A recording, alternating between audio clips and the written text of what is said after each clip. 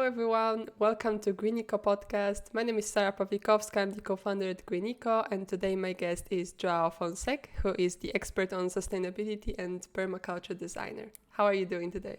I'm good, thanks. Good to have you here.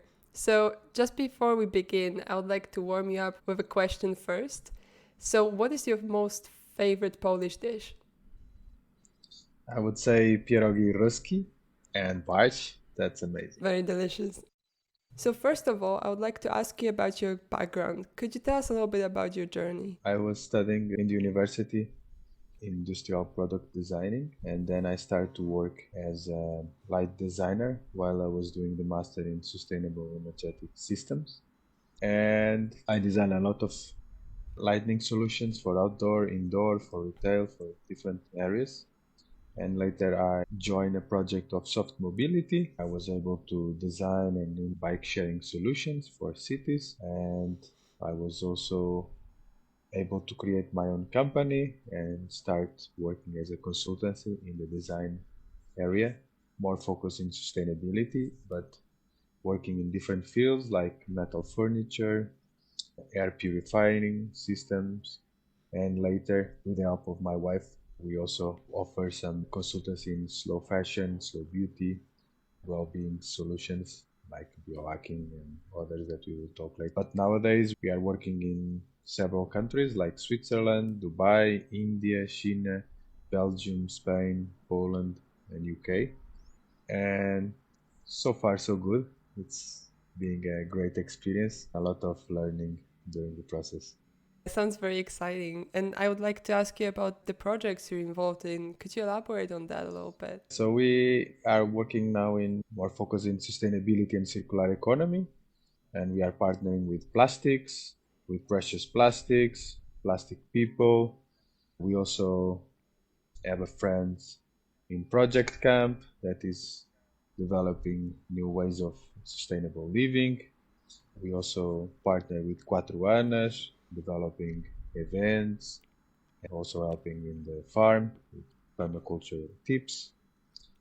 Zen Shield, Re Plus Minus, United by Plants, Oli 2, I Retreat, Sastang, Venus School, and we also work with artists like Boris Martel and Ella Martel. We are now working on a marketing agency focused on sustainability that is called Reverse, that will also allow us to promote sustainable brands during our projects and gather more information about sustainability, a bit like how you are doing also, but more focused in marketing, promoting brands that are sustainable.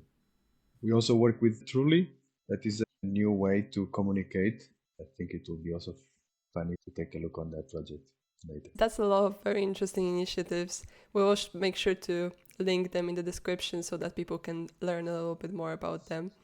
But you mentioned circular economy. Could you explain real quick what circular economy is? For us, is to close the loop, is to think in a way that nothing is waste, everything can be reused or repurposed or recycled, and we try to develop business model around circular economy in the way that we can help each other supply things that we don't need to others and create value with things that people don't need or don't like in a period of time. So it's trying to leave things in the system for longer. Basically, reducing waste then? Waste is a word that we eradicate from our dictionary.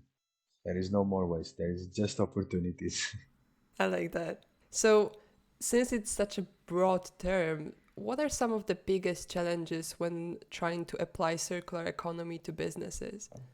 First of all, I think seeing the big picture is challenging because we are used to these traditional business models where we buy the resources as cheap as possible, produce the products as efficient or easy as possible, and then sell it. And it's not easy, at least when I was working in the industry, to see the big picture and to design or think the products in a circular way or look for things that no one needs and try to make products from them. And instead of buying raw materials, have raw materials for free. So seeing the big picture is challenging, Going out of the comfort zone is also quite challenging because we prefer to work on business models that are legit and steady and brings money instead of just try different things, different approach that are still yet to be validated or are not so common. So going out from the comfort zone is it's also a big challenge on circular economy nowadays. It's not easy to do things differently than everyone else around you. Mainly because your friends will say that you are doing something that is not right. So it's challenging. Definitely challenging. So, you're the permaculture designer. What is permaculture? Me and my wife, we decided to engage in this permaculture design course with Joao Fonseca in Australia. And it was a change, big change in our life, mainly in our lifestyle and in our way of thinking. My wife introduced me permaculture when we met. She was studying architecture and she was using the principles to develop the master thesis. So we start to put more effort on that and we took the course and we learned a lot. And we learned to be kind with the planet, with all living creatures, to design in harmony with nature, and to avoid exploitation. And that changed our way of eating, dressing, working, design. And nowadays we try to have this lifestyle or to have this business approach of being kind and take care of others, take care of the resources, avoid exploitation and avoid overconsumption. So this is very important topic for us. Recently, we was invited to do a permaculture project, so it will be happening in the beginning of the year. A new permaculture project in the north of Portugal in an amazing farm, and this is something that we like to do, and also a way of living in the nature and working with the nature and manage the resources that nature is giving to us. It's our way of doing business. So, are there any specific, perhaps less complicated ways that we could introduce permaculture into our lives? Of course, saving water, it's easy. It's something that we could do at home. Plant herbs, plant small things that are next to our kitchen, or do composting. There are a lot of small things that can be done. Plant trees. If you have a place, plant a lot of trees. You don't need to know nothing. You just need to plant them.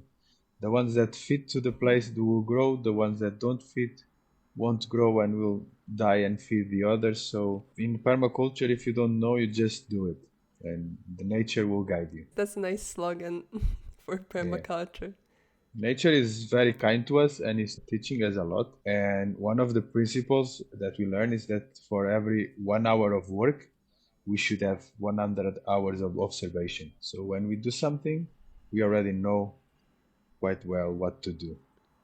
And every day we go out for the forest, for the nature, and we feel, we see, we learn, and then later we apply this knowledge in our daily life and in our business. And everyone can do it, and it's not easy, just a question of paying attention to what surrounds us. So, the next topic I would like to talk to you about is eco traveling. When I hear eco traveling, I'm thinking about some of the biggest hallmarks of eco traveling. So, flying less, taking public transport, walking whenever possible. But what are other things to think about? Maybe less straightforward. For us, eco traveling is it's also a lifestyle.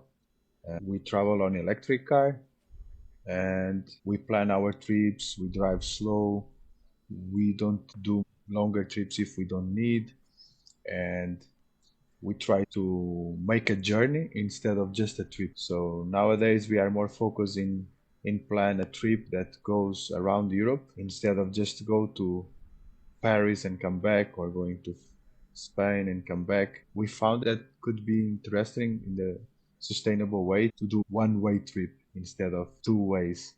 Even when we buy tickets, now we are in Poland in the mountains of Lipowa, we just buy tickets for one way and then later we will decide where to go or what to do. And in this way, we are saving at least one travel. Using electric cars, we are more kind for others, because we are not just putting smoke to the guy that is coming back on our back. The mobility is changing. We also are trying to develop a partnership with the Salvador Caetano that have hydrogen bus and that are leading this technology around the world.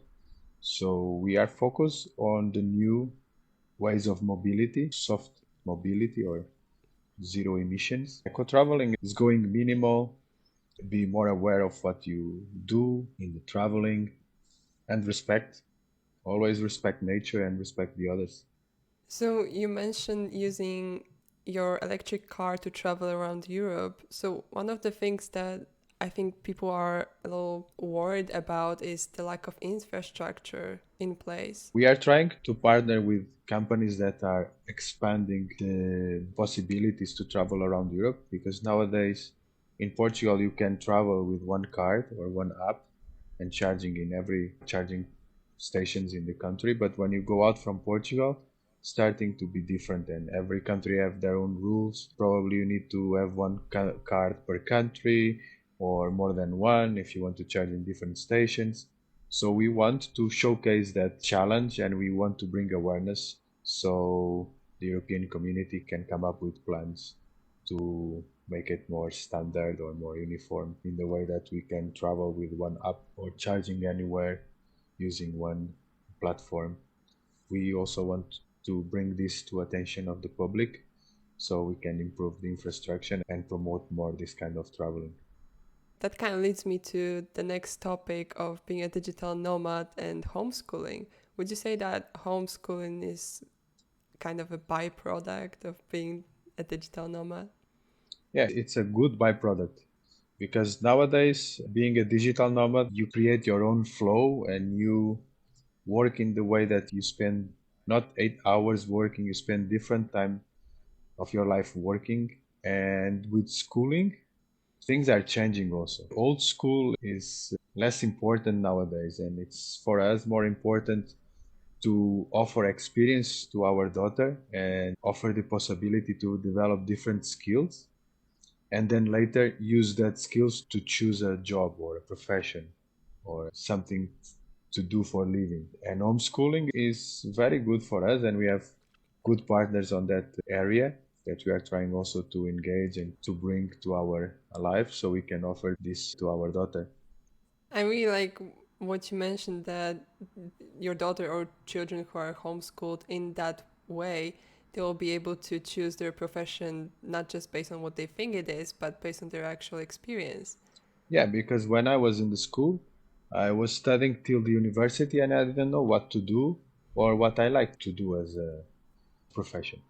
And why? Because they was teaching me everything and I was not engaged with much of those things. I would prefer to be football player, but no one allowed me to develop or focus on these things that I like.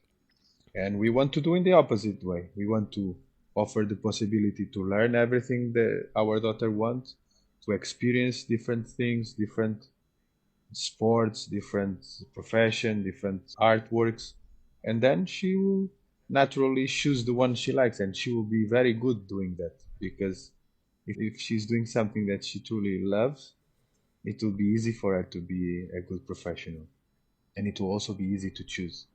Because for me, it was not easy to choose, it was more luck.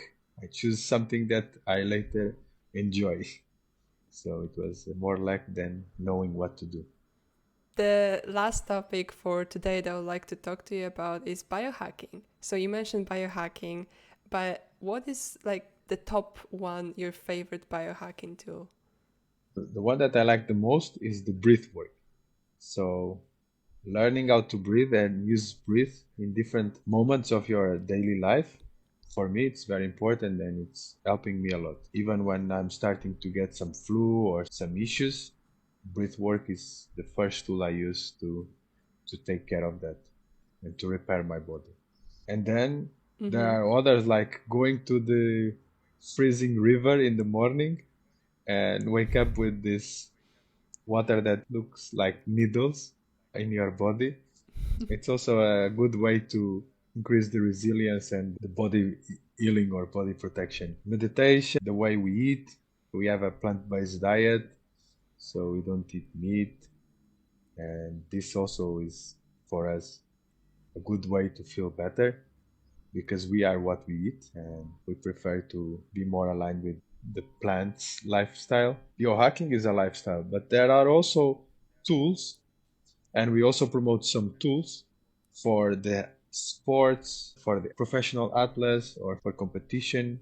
We promote some tools like hyperbaric therapy, cryotherapy, and we use these natural ways of putting the body in shock or overfeed the body with oxygen to promote the healing.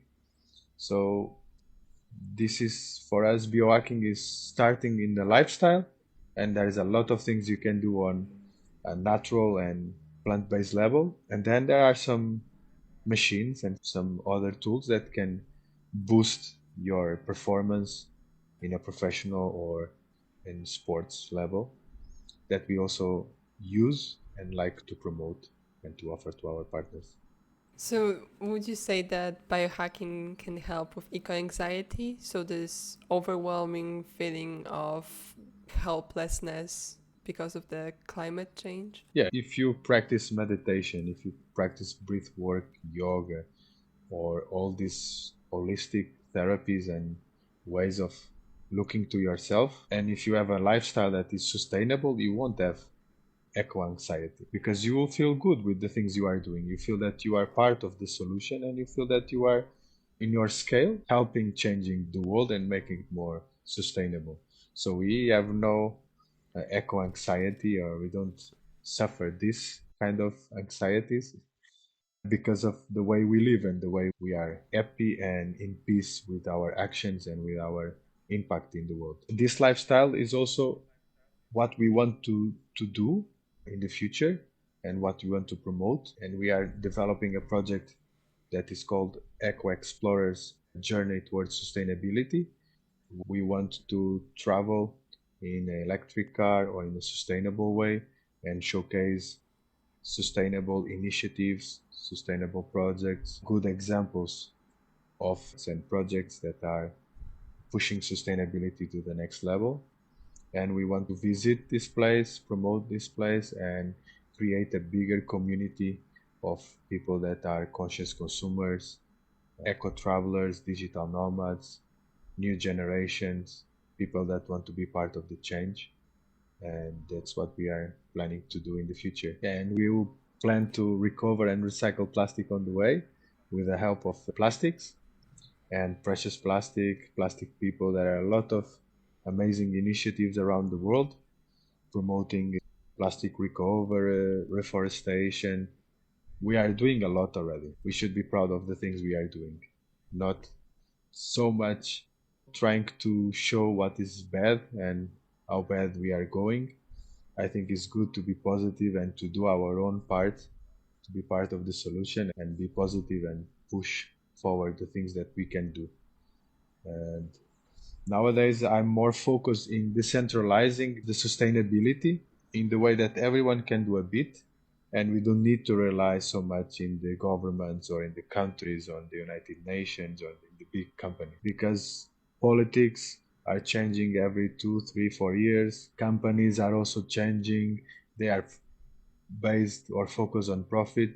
So this is not the best environment for you to promote a sustainable and long-term lifestyle or a way of living in society. And if you do it by yourself, with your friends, with your community, with your village, with your city, you can scale and you can make it sustainable because you are creating your own culture of not putting plastic to the floor or not putting trash to the floor and to help each other's farming in your village. When you create this community focused on sharing and caring, I think the world is starting to be better and better every day. That's very beautiful.